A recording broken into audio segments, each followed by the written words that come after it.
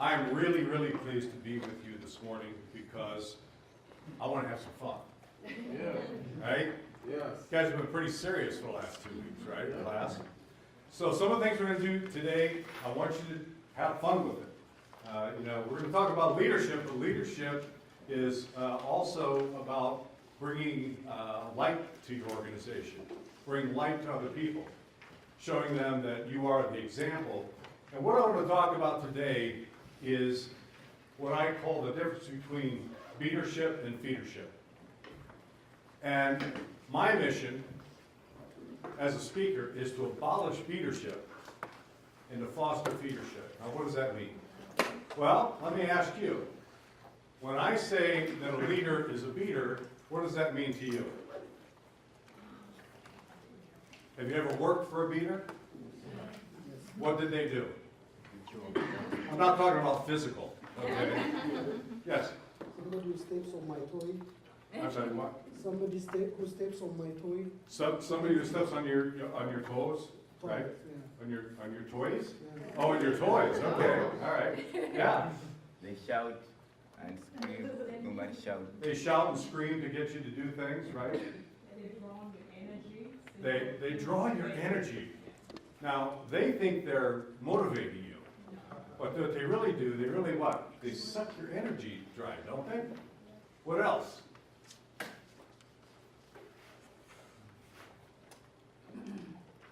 Yes? They instill fear. They create an environment of fear. They instill fear, absolutely. And that is their basic tool to get people to do what they want to do.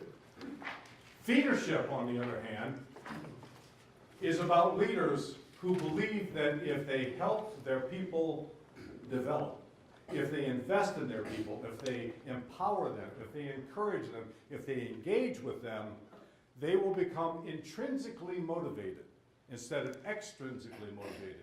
A beater motivates people extrinsically, from the outside. They say, this is important to me, I don't care if it's important to you, you will do it, you will get it done. I had a beater when I was in the jewelry business many years ago. Now, I'm a certified diamondologist and a guild gemologist.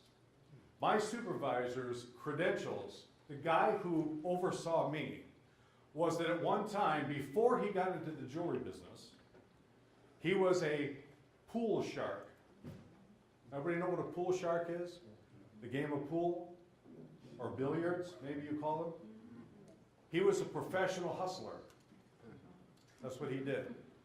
And his way of motivating people was that if you were down in sales, he would call you on Monday and he would berate you for 10 to 15 minutes and call you names that I wouldn't even call somebody I knew very, very well, out of kidding, right?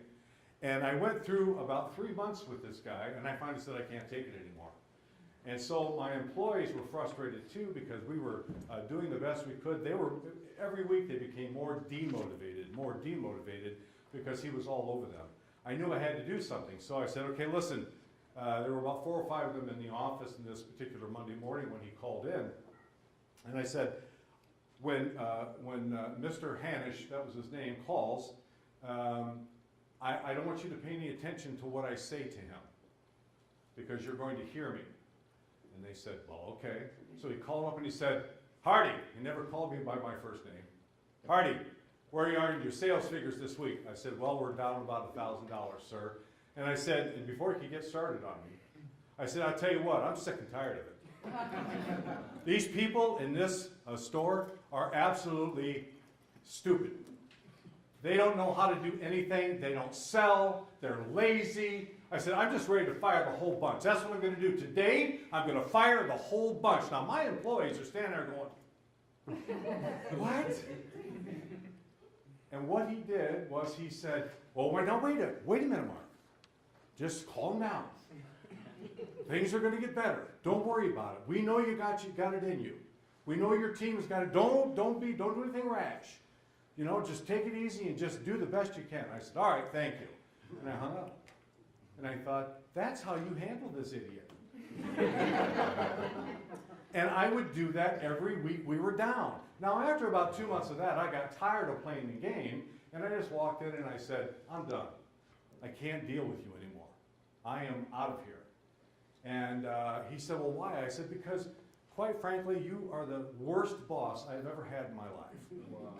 You berate people, you motivate people through fear, you make them afraid they're going to lose their jobs. I said, that's just plain wrong, and I'm not going to be a part of it anymore.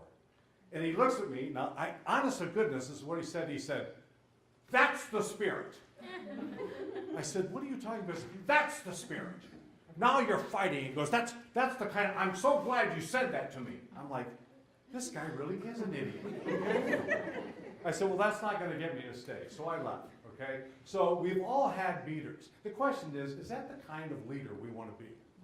Or do we want to be a feeder? A person who looks at people, who hires them for their strengths. And this is important, because oftentimes people get hired because you have a gap to fill.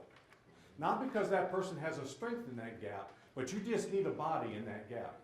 That's a bad decision, and that is your bad decision going in. So if you have an employee or somebody, a colleague that works with you, who is not doing the job well, ask yourself, is it their fault or is it my fault? Did I choose the wrong person? And am I giving them the support and the training that they need? Or did I just throw them in and say, you know, you're on your own, the sink or swim model?